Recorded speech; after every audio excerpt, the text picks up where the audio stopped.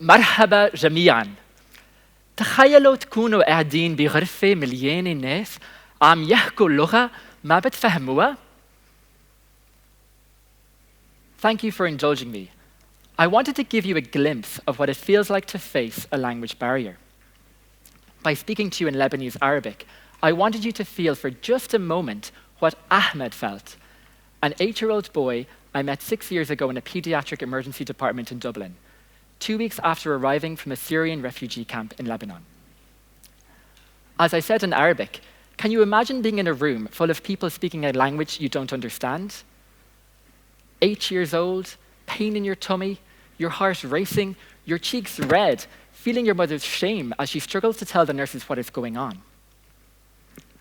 Whether it's Lebanese Arabic or any other language, the ability to communicate in global health can mean the difference between understanding and confusion, or even between life and death.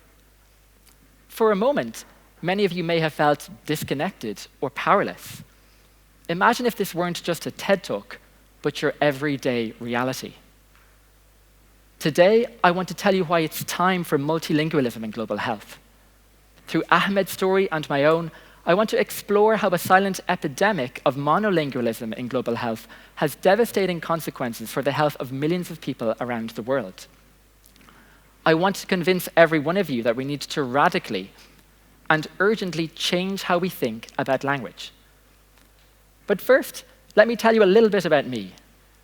I'm a public health doctor and a language enthusiast, and also teach medical French part-time. And like just 5% of the world's population, I speak English, specifically the weird and wonderful variety that is Hiberno-English, as my mother tongue. And for as long as I can remember, I've been fascinated by the sounds of other languages.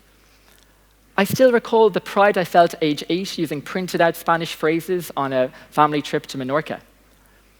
My mother's love for French later became my own passion, and at the age of 12, I became ridiculously obsessed with learning to speak it fluently. Meeting an inspirational German teacher 1 year later, Claire O'Brien, who truly made me believe in myself and my ability to learn other languages, truly changed the course of my life from that point on. I became an unapologetic language lover.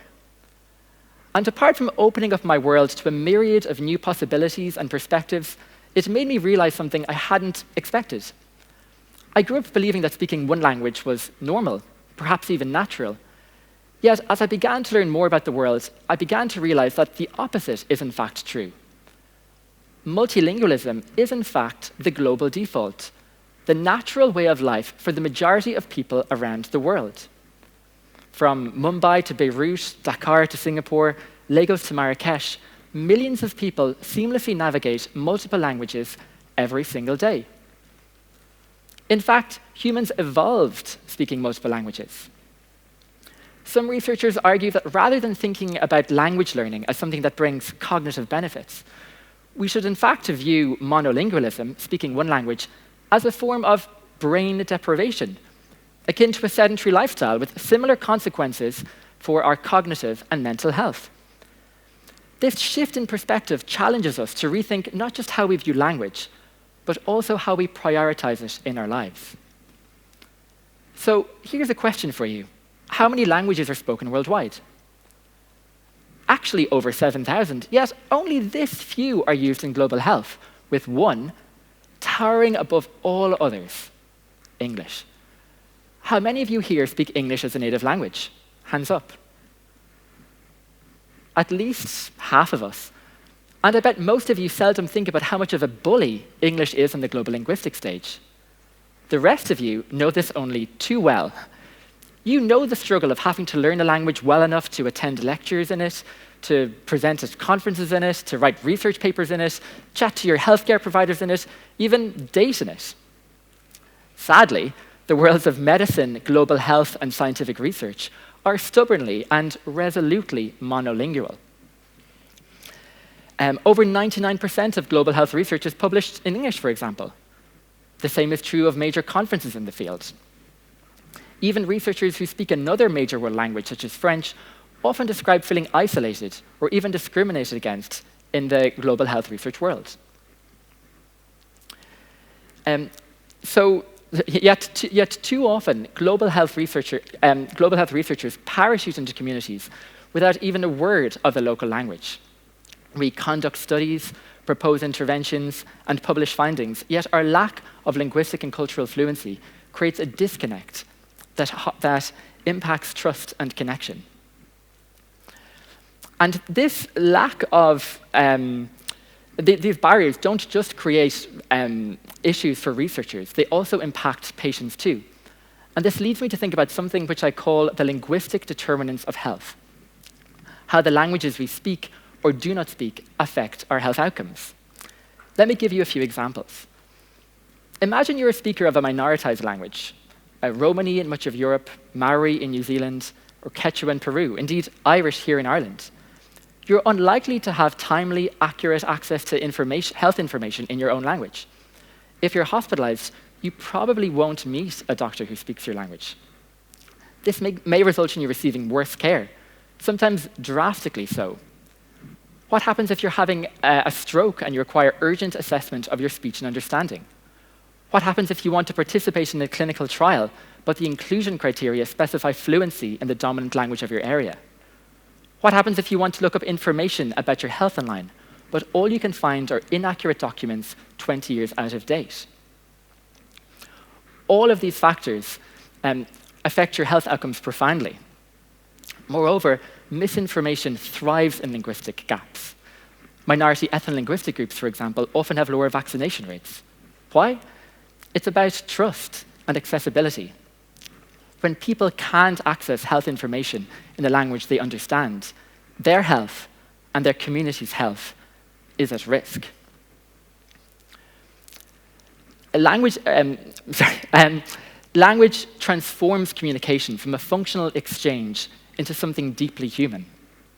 You don't have to speak a language to empathize with fellow human beings, but since learning Arabic, when I listen to a video of Palestinian children speaking about their dreams amidst bombs and death, their words hit harder. When I speak in French to a young woman from Gabon about her HIV treatment and domestic abuse, it permits a confidence, an intimacy that no interpreter can replicate. And in the chaos of a night shift at Galway University Hospital, whispering a few words in Irish to an elderly woman from Inishmaan can bring a reassurance, a comfort that cuts through the cacophony of bleeps and buzzes. By clinging to our monolinguistic English-speaking lens, we rob ourselves of the ability to fully connect with others. Worse, we fail to see whose voices we are excluding, and rather we fail to understand their stories in the way they deserve. So what can we do about this? The first step is recognizing that language isn't just a tool of communication, it's a tool of power. By privileging English, we perpetuate existing inequities in research, education, and healthcare. By privileging English, we fail to see whose voices we are excluding. It's time to challenge the linguistic status quo and embrace multilingualism as the norm in global health. Imagine if medical schools required students to learn a second language relevant to the communities they serve. What if global health master's programs made language learning a core component? What if every research article included at least an abstract in the language of the community it studied? It needs to be the norm for global health practitioners to speak the language of the communities we serve. For example, if you know you'll be working in Tanzania for a year, it should be second nature to learn at least a reasonable amount of Swahili before leaving. Thankfully, language learning has never been easier. Through apps and websites such as italki and Natakellem, it's possible to take one-to-one lessons online in languages from Amharic to Zulu, all the while supporting local teachers and communities. Furthermore, we can harness the power of AI to revolutionize language learning. Words are connection. I learned Lebanese Arabic from my wonderful friend and teacher, Mariana Saad. I speak Arabic with her accent, a French-tinged melody that reflects her own unique journey through Lebanon's layered linguistic tapestry. Speaking it is to taste fresh lemonade on a summer's day in Batroun, the smell of orange blossom water from a bakery in Beirut, the carefree smiles of a gay couple dancing together in a secret club in Mar Mikhail, the laugh of a Lebanese grandmother watching a clumsy, awkward Irishman chop parsley. It's the instant comfort I can see in a child's eyes when I can tell them in their language, "Don't worry, It's going to be okay. All of you can probably imagine what it feels like to hear the accent of your hometown in an unexpected place. When I lived in Boston, the sound of an Irish accent in a cafe felt like home reaching out to me. And that feeling doesn't have to come from your own mother tongue. I'm not simply Irish, I'm also shaped by the French language which fills my home, which colours the novels I read and the music I listen to, which brings me back to days as a medical student in the streets of Nantes where I came out as gay for the first time. Lebanese Arabic it connects me to the warmth of a faraway village in the Bekaa Valley and the resilience of its people. Other languages I speak influence me and make me who I am. We are our languages, plural, and nothing expands the boundaries of who we are more profoundly than learning another language. Remember Ahmed? 6 months after that chaotic night in a Dublin emergency department, I met his grandmother while working as a humanitarian doctor in the Bekaa Valley. In a refugee camp nestled in the shadow of the Syrian mountains, she gifted me lemons, olive oil, and some za'atar herbs. She told me of the cherry trees back home in her garden in Damascus, of how much she would have loved to have given me some. A big, bountiful bowl of maroon-colored jewels bursting with juice. Someday, she told me, she would return to her home, to those cherry trees, and Ahmed and his mother would visit her again. She hoped I could join them. Since leaving Lebanon in 2019, her words have stayed with me as the country has weathered one heartbreaking crisis after another. Just over 2 months ago, as the Assad regime fell, I imagined her crossing the mountains and returning to her home, to the cherry trees that have stood as a quiet witness to her hope and longing. Her story, connecting a frightened boy in a crowded Dublin emergency department, an elegant woman in a tent along a dusty road in the Bekaa Valley, and an Irishman stumbling through Arabic grammar in a cafe in Beirut, illuminates how language forms bridges across worlds, binding us together in our shared humanity. In a world increasingly driven by technology, nothing is more valuable than the essence of what makes us human: empathy, trust, and connection. At its core, global health is more than just curing disease and managing data. It's about making people care. And language is perhaps the most powerful tool we have to foster that care. Multilingualism is more than just the words we speak. It's about the courage to listen, the acknowledgement to listen to every voice, the recognition that every voice, every perspective deserves to be heard. It's an act of respect, an acknowledgement that every voice matters and that every perspective deserves to be heard. So here's my challenge to you. This year, commit to learning a new language. Start small, just a word, a phrase, a conversation.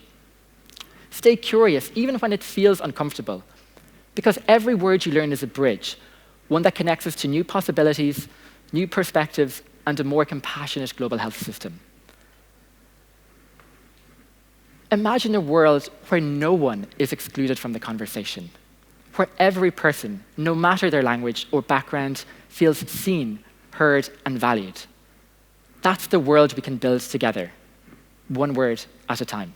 Thank you.